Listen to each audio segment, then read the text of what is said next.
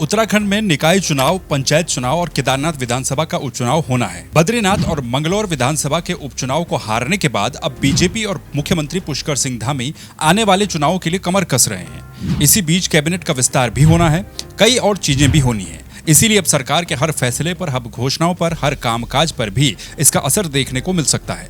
मुख्यमंत्री पुष्कर सिंह धामी और उनकी सरकार अब आने वाले चुनाव के लिए एक्टिव भी नजर आ रही है। वो नहीं चाहते कि जो पिछले 2 विधानसभा के उपचुनाव में हुआ, यानी कि बद्रीनाथ और मंगलौर में हुआ, वो आने वाले उपचुनाव या फिर बाकी चुनाव में भी हो, यानी कि पार्टी की हार। क्योंकि अगर यहाँ पर हार होती है तो फिर तलवारें बहुत जगहों पर लटक जाएंगी। इसीलिए सीएम ये भी दिखाने की कोशिश कर रहे हैं कि सरकार कितनी सजग है और कैसा कामकाज चल रहा है। शायद यही वजह है कि आने वाला विधानसभा का सत्र भी इसी महीने गैरसैंण में आयोजित किया जाएगा, न कि देहरादून में। हालांकि 3 दिन का ही सत्र सही। पिछली कैबिनेट की बैठक में सरकार ने क्या क्या फैसले लिए वो भी मैंने आपको बताए थे। अब मुख्यमंत्री ने 15 अगस्त यानी कि स्वतंत्रता दिवस के मौके पर भी कई बड़ी बड़ी घोषणाएं कर डाली हैं।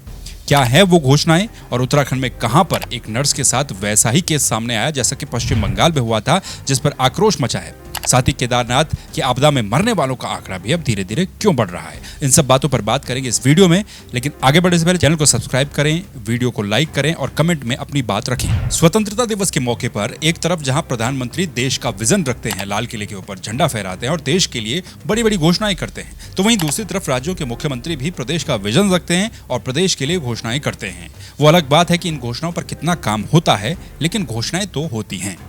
मुख्यमंत्री पुष्कर सिंह धामी ने स्वतंत्रता दिवस के मौके पर कहा कि उत्तराखंड के हर जिले में एक निकाय को आदर्श निकाय के रूप में विकसित किया जाएगा। ये घोषणा ठीक उसी तरह से लगती है जैसा 13 जिले और 13 डेस्टिनेशन वाली योजना थी, जहां पर हर जिले में एक टूरिस्ट डेस्टिनेशन को विकसित किया जाना था।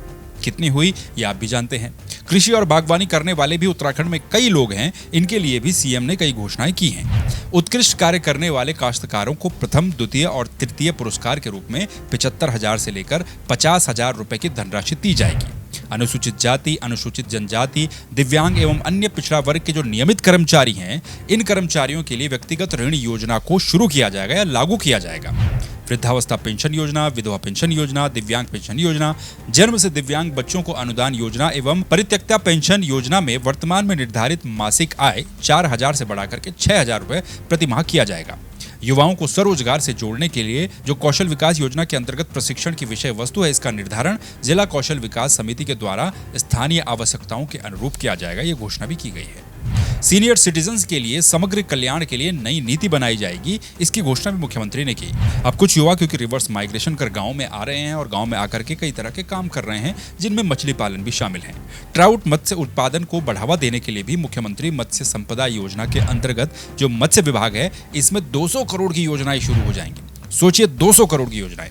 राज्य के पशुपालकों को आधुनिक पशु चिकित्सा सेवाएं प्रदान करने के उद्देश्य से 75 करोड़ की लागत से सभी जनपदों में यानी कि हर जिले में एक मॉडल पशु चिकित्सालय स्थापित किया जाएगा, जिससे लगभग 11 लाख पशुपालक परिवारों के पशुधनों को सुरक्षा प्रदान की जा सकेगी। इस पर तो मैं भी कह सकता हूं कि पशु चिकित्सा के क्षेत्र में काफ़ी ज़्यादा काम करने की ज़रूरत है, क्योंकि पशुपालन में पशु हॉस्पिटलों की क्या स्थितियां हैं ये किसी से छिपी नहीं है। कहीं कहीं पर तो बुखार तक की दवाई नहीं होती, कैल्शियम मिनरल होना तो बहुत बड़ी बात है। खैर, यहाँ पर भी एक मॉडल पशु चिकित्सालय बनाने की बात हो रही है। ये कुछ महत्वपूर्ण घोषणाएं थी, बड़ी घोषणाएं थी, जो कि मुख्यमंत्री पुष्कर सिंह धामी ने स्वतंत्रता दिवस के मौके पर की हैं। इन तमाम घोषणाओं का फॉलोअप आप भी लेते रहिएगा और हम भी लेते रहेंगे, क्योंकि बातें बहुत बड़ी बड़ी कही गई हैं। इन पर अमल कितना होता है ये महत्वपूर्ण रहेगा। भाइयों बहनों, आदरणीय प्रधानमंत्री श्री नरेंद्र मोदी जी के नेतृत्व में आज भारत निरंतर प्रगति के पथ पर आगे बढ़ रहा है। पूरी दुनिया के अंदर आज भारत का मान सम्मान बढ़ रहा है, वैश्विक पहचान बढ़ रही है।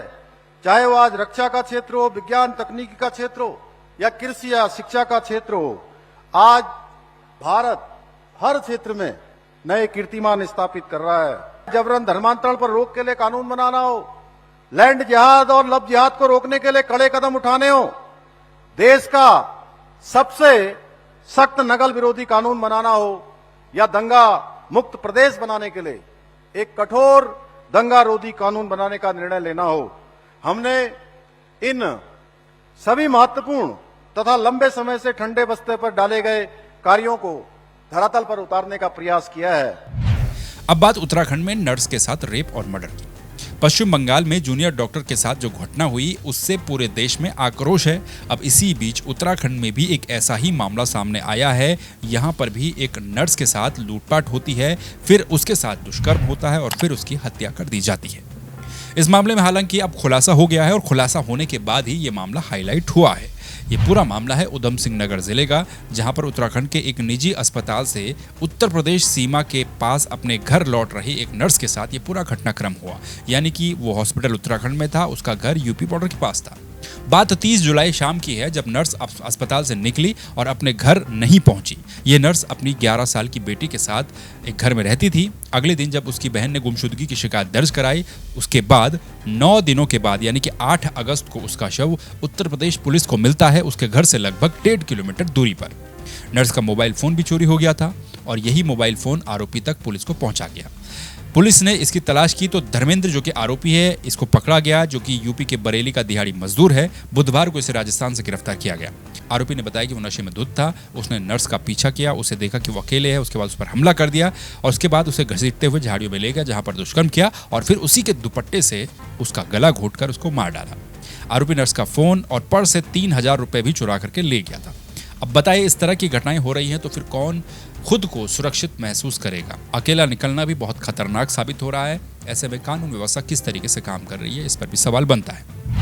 गौरीकुंड केदारनाथ पैदल मार्ग पर जो आपदा आई थी 31 तारीख को, उसमें सर्च अभियान अभी भी चल रहा है।